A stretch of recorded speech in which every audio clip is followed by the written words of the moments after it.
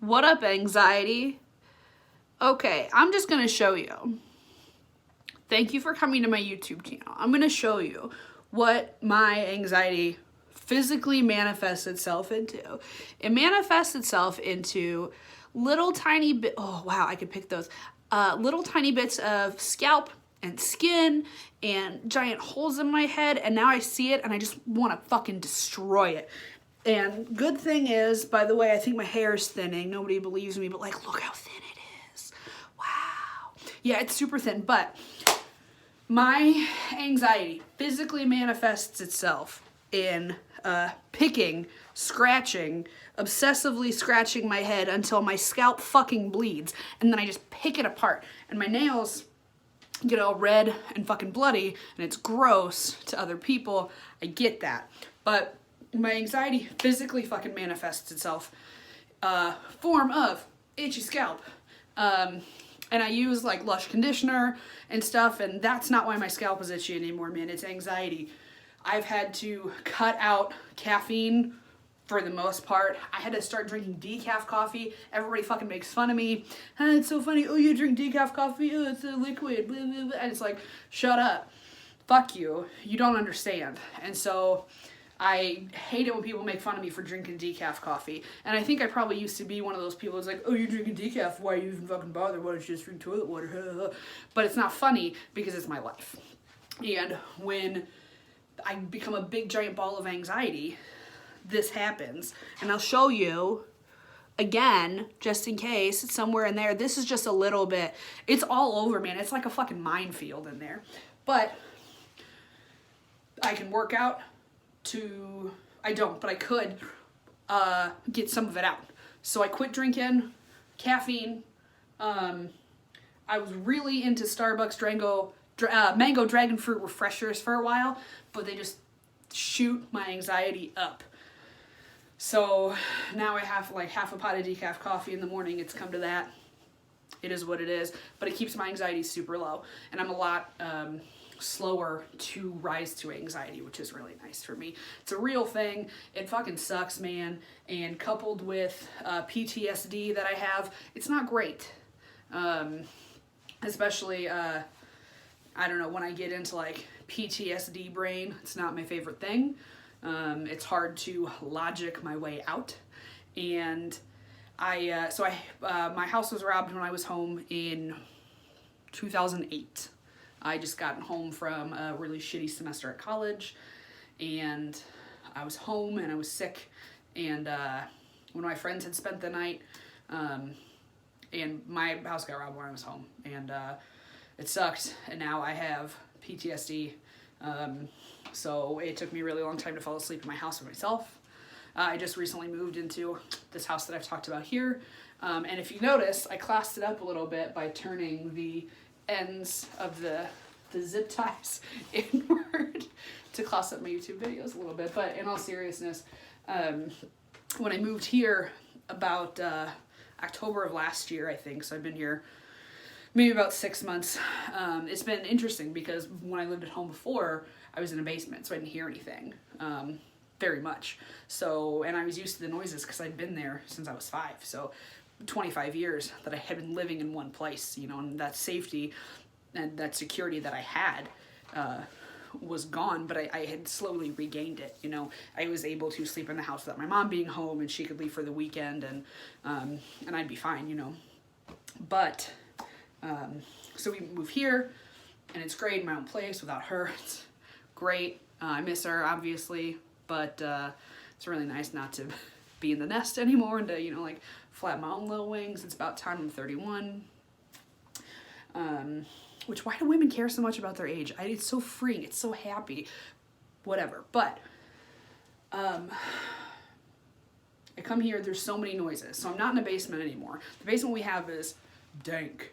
And, we have to run a dehumidifier 24/7 because it's, get the moisture out and all this stuff. And it's hell right now. It's just full of garbage, and not garbage, recording studio stuff.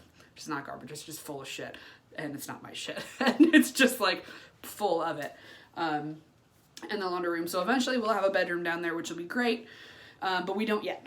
So we live essentially in a studio apartment in this house. We live in what will be the dining room, and it's a little bit elevated because it's a tri-level. So right by a window, and then there's a big picture window. So we've got our bed, and I hear every single fucking noise, man. Neighbors' car doors, everything. If the trees scratch wrong, I like wake up and I'm jolted, you know?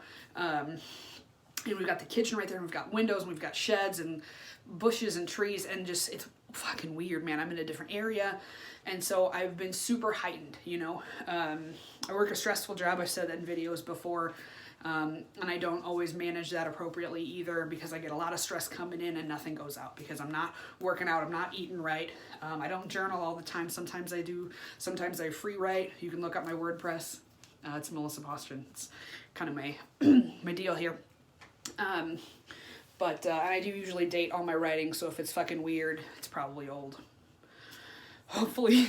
It's a little angsty the further you go back. But yeah, so I don't always do those things to take care of myself, and especially the PTSD has been kind of out recently. We left the kitchen door open one night, and like open, there's no screen door yet. There will be, but there isn't yet.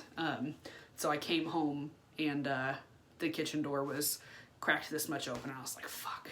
And logically, I knew, I was like, oh, James probably just left the door open because he didn't check, and he left, and he's gonna be back. But I couldn't logic myself into reason. I couldn't just say, there's nobody in your house, it's fine. And I also couldn't call the cops, because I was like, no, this is dumb, but what if? You know, so I'm playing this like back and forth game in my head, and luckily, I understand the power of fellowship and reaching out. And so I had messaged one of my friends in KC, who is very open with her mental health, and I love and appreciate her very, very much, because she was able to sit and talk with me, and I told her what was going on. She was like, I'll be your buddy, I'll sit and talk with you, tell your brain to fuck off, and we'll wait until your fiance gets home. And I was like, cool, you know, and we sat and we just bullshitted and talked about stuff, and it was really nice, you know. But even as silly as I felt, I couldn't get out of my car. And that kind of stuff still happens to me, and it's been, that was right before I'm 18, I'm 31 now, so that's 13 years ago that this had happened. 12, whatever, 2008, 2020, 12 years. It's been 12 years since this has happened, and my safety and security is still threatened, and I hate it, but I deal with it every day. And Saturday or Sunday, I left the door to the house open. I didn't realize it. If you walk into my house, I lock the door behind you. If I leave, I lock the door. No matter what, every time I get out of James' truck, he's like, oh, lock the door. And I'm like, it's already locked. You know that. Like, I can't not lock doors. If we're in the house, the doors are locked. If I walk by and it's not locked, I'm like, hey, we gotta lock the door, because I can't. I just can't have it unlocked. So we get home from the hardware store, because that's our second home, essentially. And James was like, the front door's open. And I'm like, what? And he said, you left the door open. And I was like, no, there's no way I would have done that. How careless, how reckless, which those are really like, trigger, I don't want to say trigger words, but I hate those words, because I go to a place where I was reckless and careless in my life, and I don't like that time, you know. And so if I'm calling myself reckless or careless, it means something very damning to me. And I did. I left the fucking door open. And so he went in first. Obviously, I stayed in the truck, and you know, he was like, there's nobody in the house, it's fine, I walked through, we're okay. You know, and that like immediate guilt that I had felt was so real and so awful, you know. Luckily I bounced back a little bit quicker than I would have in the past. I didn't immediately call the cops, which is funny. Right after my house got robbed, I think it's funny. My Grammy thinks it's funny too. I heard somebody upstairs in my house, man, in 2008, a few weeks after it was robbed, and I called the police, and I'm on with 911, and they're like, hey, it's safe, we've got officers there, go upstairs. And my Grammy's there, she's, you know, little short thing, she's creeping around, she's like, oh, don't arrest me, oh, don't. She's like 82 at this point. She's like, okay, fine, take me to jail, I'm so sorry. And they're all laughing, and I'm like, oh, ha, ha, ha. Like, I'm sorry I called the cops on my Grammy. But it's fucking real, man. And I don't know, I feel like mental health videos are super, super important.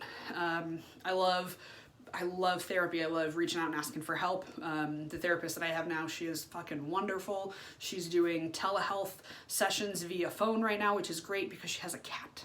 sometimes I get to see a cat, which makes me really happy and calms me down. So I love that. But I don't know, there's no shame, man. There's no fucking stigma. I talk very, very openly about mental health issues.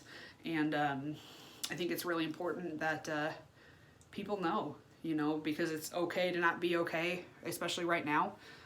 There's a lot of unknown, there's a lot of no control, there's a lot of powerlessness, and that shit sucks. But the minute you realize that you're powerless, you don't have to worry anymore. You know, you can surrender, you can let that shit go and be like, hey, you know what? That's not my fucking hula hoop. I can only control what I say and what I do, and I can only control what's in my hula hoop, man.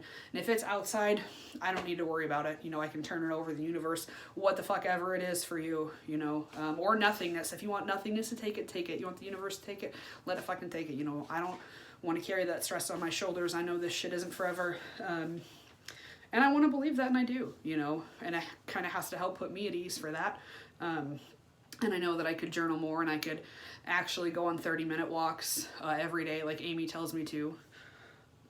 That I sometimes do, occasionally, typically, you know, around the days I'm supposed to go see her. So I can say, yeah, I walked last night, erasing the 2 to 3 weeks of not walking, which she fucking called me out on last time we talked. Neither here nor there. I need it. That's fine.